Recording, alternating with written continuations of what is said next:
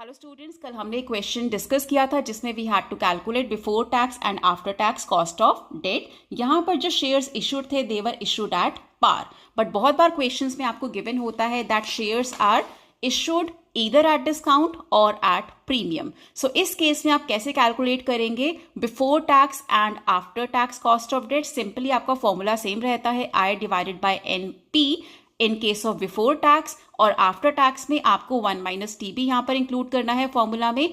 But अगर आपका जो डिबेंचर है वो इशू हुआ है एट 5% डिस्काउंट, सो सिंपली इससे क्या होगा, आपका नेट प्रोसीड कम हो जाएगा। दैट मीन्स पिछली बार हमने क्या किया था, नेट प्रोसीड 6 लाख ही लिया था पिछले क्वेश्चन में। If you have not seen that video you can see that also today. I am attaching the link here under this video. So यहाँ पर क्या होगा, आपका नेट प्रोसीड में 6 लाख था, माइनस 5% ऑफ 6 लाख हो जाएगा।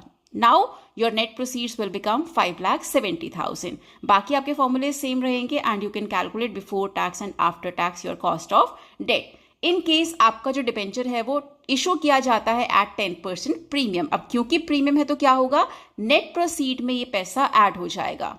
कितना पैसा ऐड होगा, 10% ऑफ 6 लाख। दैट मीन्स आपका नेट प्रोसीड हो जाएगा 6,60,000 rupees. So just you have to remember, अगर आपका शेयर डिबेंचर इशू किया गया है डिस्काउंट पर या फिर प्रीमियम पर, it will make a change to your net proceeds. Rest your formula will be same for before tax and after tax. After tax में एक छोटा सा चेंज होता है जो हमें करना होता है, that is we need to include 1 minus T.